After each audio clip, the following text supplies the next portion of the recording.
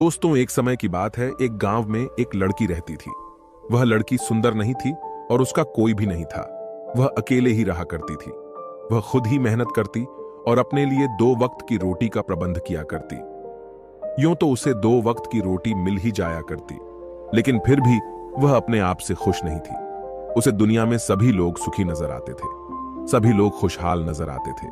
उनका जीवन देखकर वह खुद को कोसा करती, खुद को तरह तरह की बातें कहती। वह कहती थी, हे ईश्वर, आपने सभी को खुशहाल बना है, सभी को सुख दिया है, सभी को सुंदर बनाया है, तो मुझे क्यों नहीं? आखिर मैंने किया क्या था? आखिर मेरी गलती क्या थी? मैं जानती हूं आप मुझसे कोई बदला ले रहे हैं। इसी प्रकार एक दिन वह अपने आप से नाराज होकर, निराश होकर एक पेड़ के नीचे बैठी हुई थी और रो रही थी। तभी वहां से एक बौद्ध भिक्षु भिक्षाटन करके गुजर रहे थे। उन्होंने जब उस लड़की को रोते हुए देखा तो वह उसके पास गए और उन्होंने उस लड़की से कहा, पुत्री, क्या बात है? तुम क्यों रो रही हो? इसका जवाब देते हुए वह लड़की उन बौद्ध भिक्षुओं से कहती है, हे गुरुवर, मुझे कोई प्यार नहीं करता, मुझे कोई पसंद नहीं करता, क्योंकि मैं काली हूं, मैं सुंदर नहीं हूं और मेरे रंग को लेकर लोग मेरा मजाक बनाते हैं। मेरा कोई नहीं, मेरे पास तो धन भी नहीं है। इस दुनिया में हर कोई सुखी है, हर किसी के पास सब कुछ है, हर कोई अपना जीवन खुशहाली से जी रहा है। सभी के पास सब कुछ है, तो मेरे पास क्यों नहीं? आखिर मैंने क्या किया था? आखिर इसमें मेरा क्या कसूर है? क्या मुझे सुखी होने का हक नहीं? क्या मुझे अपना जीवन खुशहाली से जीने का हक नहीं? उन बौद्ध भिक्षुओं ने उस लड़की की सारी बातें ध्यानपूर्वक सुनी और उसके बाद वह उस लड़की से कहते हैं, पुत्री, अगर तुम मुझे उस व्यक्ति से मिलवा दो जो अपने जीवन में सुखी हो, तो मैं तुम्हें एक ऐसी चीज दूंगा जिससे तुम सुंदर और सुखी दोनों बन जाओगी। उन बौद्ध भिक्षुओं के मुख से यह सुनकर वह लड़की बहुत प्रसन्न हुई और तुरंत ही उन बौद्ध भिक्षु से कहती है, हे गुरुवर, क्या सचमुच ऐसा हो सकता है? इस पर वह बौद्ध भिक्षु उस लड़की से कहते हैं, हाँ, यह अवश्य ही हो सकता है। तभी वह लड़की उन बौद्ध भिक्षुओं से कहती है, हे गुरु, यदि यह सचमुच संभव है तो मैं एक ऐसे आदमी को जानती हूं जो बहुत सुखी है। मैं उसे अभी लेकर आती हूं, आप मेरा यहीं पर इंतजार करना। इस पर वो बौद्ध भिक्षु उस लड़की से कहते हैं, हाँ पुत्री, जब तक तुम वापस नहीं लौटी मैं तुम्हारा यहीं पर इंतजार करूंगा। इतना कहकर वह लड़की वहां से भागी भागी अपने मालिक के पास पहुंची, जो कि एक किसान था। उसने किसान से कहा, मालिक, आप मेरे साथ चलिए, मुझे एक भिक्षु मिले हैं जिन्हें मैं आपसे मिलवाना चाहती हूं। उन्होंने कहा है कि अगर मैं एक सुखी व्यक्ति को उनके पास ले जाऊंगी तो वह मुझे सुंदर और सुखी दोनों बना देंगे। उस लड़की की बात सुनकर वह किसान दुखी होकर उस लड़की से कहता है, मैं तुम्हें कहां से सुखी लगता हूं? इस पर वह लड़की उस किसान से कहती है, मालिक, आपके पास तो सब कुछ है, आपके पास घर है, अच्छा खाने के लिए है, रहने के लिए अच्छा मकान है, आपका अपना परिवार है और तो और आपके पास धन भी है, तो आप दुखी कैसे हो सकते हो? इस पर किसान जवाब देते हुए कहता है, अरे मूर्ख, मेरी फसल अच्छी नहीं हो रही, इसलिए उसके दाम भी अच्छे नहीं मिल रहे हैं और राजा को लगान भी देनी है। मेरे पास तो इतने पैसे भी नहीं हैं कि मैं फिर से अच्छे किस्म के बीज खरीद सकूं, और इस बार बरसात में मेरी सारी की सारी फसल भी खराब हो गई थी। अब तो मेरे हालात और अधिक खराब हो चुके हैं और ऐसे हालातों में मैं सुखी कैसे रह सकता हूं? जाओ, किसी और को ढूंढो जो सचमुच सुखी हो। इस पर लड़की अपने मालिक से कहती है, मालिक, तो आप ही बताइए, आपके हिसाब से कौन सबसे ज्यादा सुखी है जिसे मैं अपने साथ ले जा सकूं? इस पर वह किसान कुछ देर सोच विचार कर उस लड़की से कहता है, मुझे लगता है कि व्यापारी बहुत सुखी है। उन्हें न तो फसल उगाने की चिंता है और न ही फसलों की देखरेख करने की। उन्हें तो बस फसल खरीदनी होती है और वह उसे कहीं से भी खरीद सकते हैं। और तो और वे अन्य चीजों का भी व्यापार करते हैं जिनका मौसम से कोई लेना देना नहीं होता, और वे लोग हमसे कहीं ज्यादा अधिक धन भी कमाते हैं। लोग उनका आदर सम्मान भी करते हैं। मुझे तो लगता है कि वही सबसे सुखी हैं। तुम उन्हीं के पास जाओ। लड़की अपने मालिक की बात सुनकर वहां से भागी भागी एक व्यापारी के पास जा पहुंची और उस व्यापारी से कहती है, मालिक, आप मेरे साथ चलिए, मुझे एक भिक्षु मिले हैं जिन्हें मैं आपसे मिलवाना चाहती हूं। उन्होंने कहा है कि किसी ऐसे सुखी व्यक्ति को ले आओ जो सचमुच सुखी हो, और उसके बाद वह मुझे एक ऐसी चीज देंगे जिससे मैं सुंदर और सुखी दोनों हो जाऊंगी। उस लड़की की यह बात सुनकर वह व्यापारी दुख भरे शब्दों में उस लड़की से कहता है, अरे, हमारे जीवन में कहां सुख है? चारों ओर से तो हमें दुख ने ही घेर रखा है। चोर, लुटेरे, डकैत, हमें सबका ध्यान रखना पड़ता है। व्यापार में अभी बहुत घाटा भी चल रहा है, और तो और राजा हमसे अतिरिक्त कर भी वसूल रहे हैं, जिससे अब व्यापार करने में बहुत दिक्कत आने लगी है। हमें सुरक्षा भी नहीं मिल पा रही। जीवन पर हमेशा कोई ना कोई संकट मंडराता ही रहता है। मुझे तो ऐसा लगता है कि मुझसे दुखी इस दुनिया में और कोई नहीं। इस बार लड़की उस व्यापारी से कहती है, परंतु मालिक, आपके पास तो इतना धन है, आपके पास इतनी जमीन जायदाद है, आपके पास इतना अन्न है, रहने के लिए इतना बड़ा मकान और खाने पीने के लिए हर प्रकार की सुविधाएं हैं, इसके बाद भी अब दुखी हैं। यह बहुत अजीब सी बात है। मुझे तो लगता था कि आप बहुत सुखी होंगे। खैर, कोई बात नहीं। कृपया करके मुझे कोई ऐसा व्यक्ति बताइए जो आपके हिसाब से बहुत सुखी हो, जिसे मैं उन बौद्ध भिक्षुओं के पास ले जा सकूं। इस पर वह व्यापारी कुछ देर सोच विचार कर उस लड़की से कहता है, मुझे लगता है कि राज्य के अधिकारी बहुत सुखी हैं। वह सीधा राज्य से संबंध रखते हैं, उनके पास अधिकार है और वह धनवान भी हैं। वह चोर, लुटेरे और डकैतों से भी नहीं डरते, और वही लोग हमसे धन भी वसूलते हैं, और हम उनके सामने उनके आदर में झुकना ही पड़ता है, और सभी लोग उनका बहुत मान सम्मान भी करते हैं। मुझे नहीं लगता कि उनके जीवन में कोई भी दुख होगा, और मुझे लगता है कि वही सबसे सुखी है। काश मैं भी राजा का एक अधिकारी होता, तो मैं भी अपना जीवन आराम से बिता रहा होता। इस पर वह लड़की उस व्यापारी से कहती है, मालिक, क्या आप किसी अधिकारी को जानते हैं?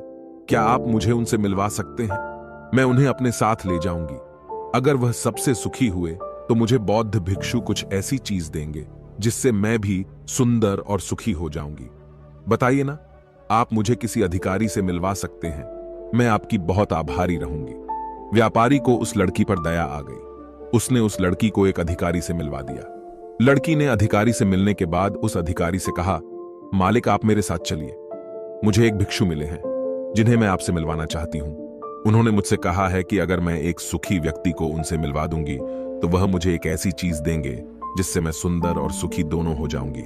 इस पर वह अधिकारी उस लड़की से कहता है, तुम्हें किसने कह दिया कि मैं सुखी हूं? अरे, मेरे जैसा दुखी व्यक्ति तो इस दुनिया में और कोई नहीं होगा। तुम्हें नहीं पता, लेकिन हम पर कितना दबाव होता है, हमारे ऊपर कितनी जिम्मेदारियां होती हैं। हमें हर एक आदेश को पूरा करना होता है, और वह आदेश भी इतनी आसानी से पूरे नहीं होते।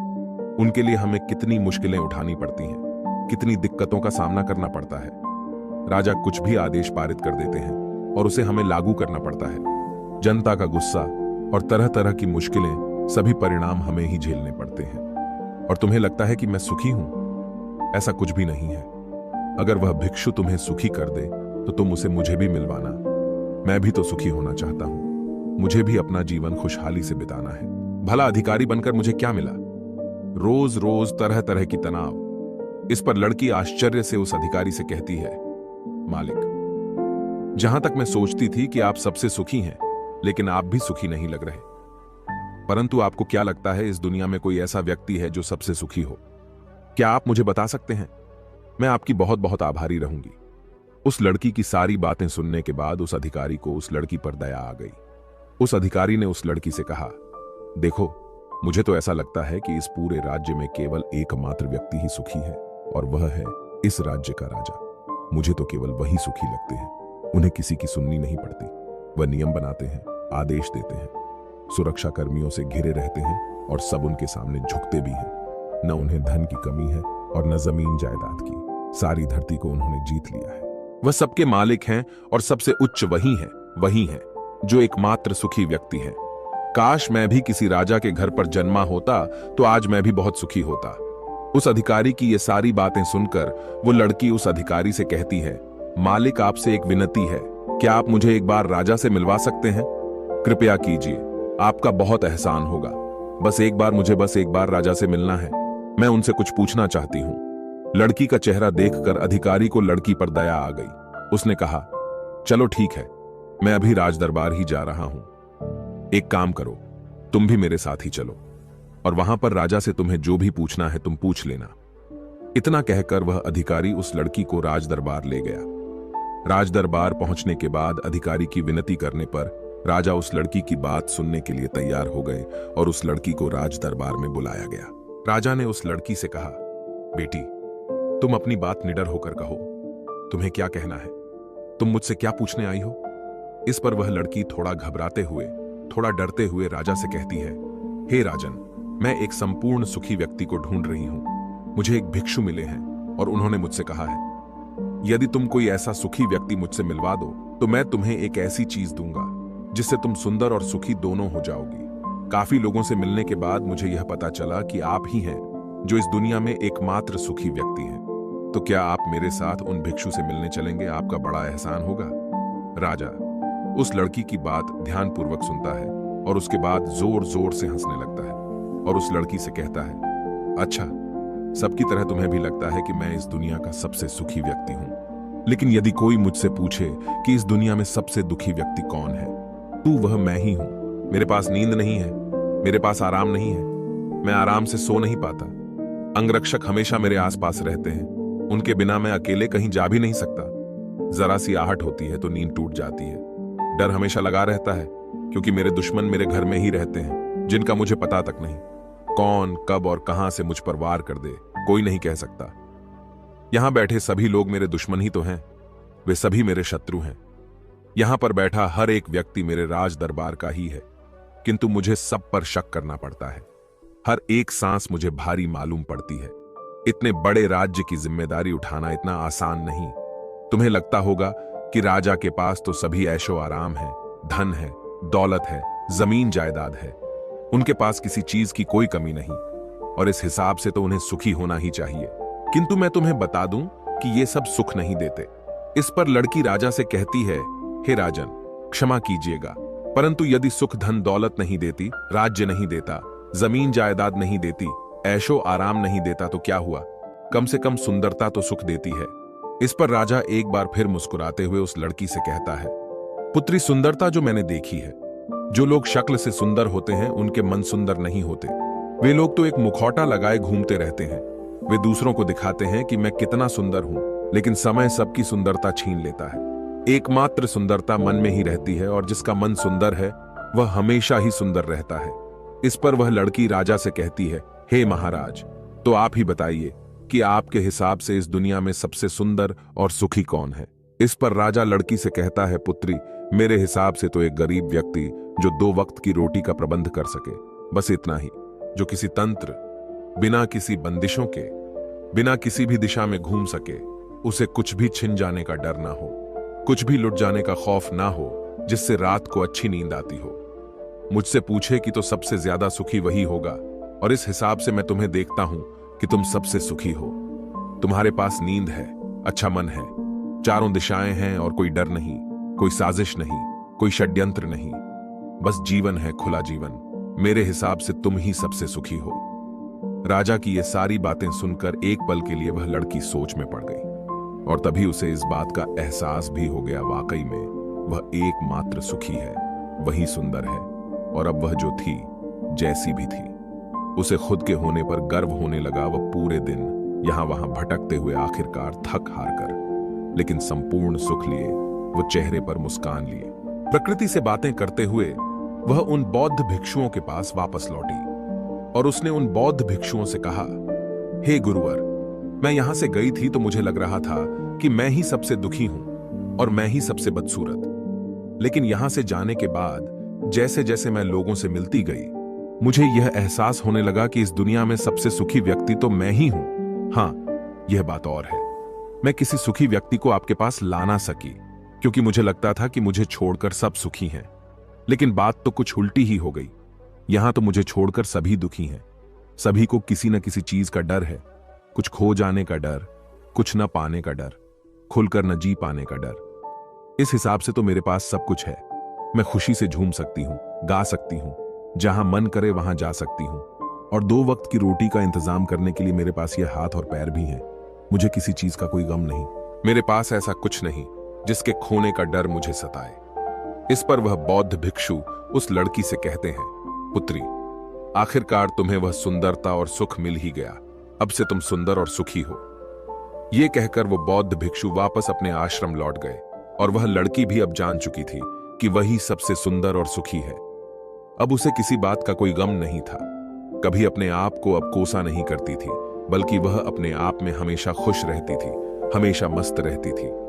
दोस्तों, हमें भी ऐसा ही लगता है कि हमारे पास कुछ नहीं और सामने वाले के पास सब कुछ है। वह कितना सुखी है। उसके पास हर चीज है, हर ऐशो आराम है, हर सुविधाएं हैं। किंतु ऐसा है नहीं। ये केवल आपके देखने का नजरिया है।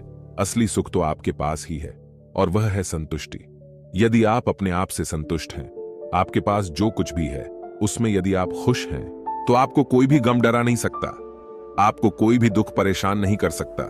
किंतु हमारी सबसे बड़ी तकलीफ यही है कि हम खुद को नहीं बल्कि दूसरों को ज्यादा देखते हैं। दूसरों से हम ज्यादा प्रेरित होते हैं और उनकी खुशी देखकर हमारे भीतर ईर्ष्या का भाव उत्पन्न होने लगता है। हमें तकलीफ होती है कि उनके पास इतना सुख कैसे है और हम इतने दुखी क्यों हैं, क्योंकि हम केवल उनकी तरफ ही नजर गड़ाए हुए हैं। हमने तो अपने पास देखा ही नहीं कि हमारे पास क्या है। हम उस पर कभी ध्यान नहीं देते, बल्कि हम तो हमेशा इस पर ध्यान देते हैं कि हमारे पास क्या नहीं है। और यही नजरिया आपको दुख और तकलीफों की ओर ले जाता है। आप चाहकर भी सुखी नहीं रह पाते, क्योंकि आपने अपना नजरिया क्या नहीं पर गड़ा रखा है। वहीं पर यदि आप इस तरह से सोचें कि मेरे पास बहुत कुछ है, रहने के लिए अच्छा घर है, खाने के लिए अच्छा खाना है, पहनने के लिए अच्छे कपड़े हैं, कम से कम 2 वक्त की रोटी का आपके लिए इंतजाम भी हो जाता है, लेकिन बहुतों के पास तो यह भी नहीं होता, तो क्या आप सुखी नहीं हैं? क्या आपके पास वह सब नहीं है जो उनके पास नहीं? जरा एक पल के लिए सोचकर देखिएगा। अब आप में से कितने लोग यह कहेंगे कि यह सब तो खाली बेकार की बातें हैं, ऐसा कहने से कुछ नहीं होता। लेकिन मेरी बात का विश्वास कीजिए, बस एक बार के लिए आप 24 घंटे के लिए यह प्रण कीजिए कि आप केवल सकारात्मक सोचेंगे और अपने जीवन में हो रहे सकारात्मक विचारों पर ध्यान देंगे, सकारात्मक घटनाओं पर ध्यान देंगे। आप देखेंगे कि वह दिन आपका बहुत अच्छा बीतेगा और उस दिन आप बहुत अच्छा महसूस करेंगे। आप जिस कार्य में हाथ डालेंगे वह कार्य पूरा भी कर सकेंगे। आप उस दिन जैसा चाहेंगे वैसा कर पाएंगे। क्या आप अपने आप को चुनौती देने के लिए तैयार हैं? क्या आप 24 घंटे केवल अच्छा सोचने के लिए तैयार हैं? दोस्तों, आपने आज के इस वीडियो से क्या सीखा वो मुझे आप कमेंट में बता सकते हैं। इसी के साथ में उम्मीद है कि आपको आज की वीडियो पसंद आई होगी, तो इस वीडियो को उस इंसान को शेयर करें जिससे यह कहानी सुनने की जरूरत है, और उसी के ठीक बाद चैनल को सब्सक्राइब करें। तो चलिए फिर मिलते हैं ऐसी एक और नई वीडियो में।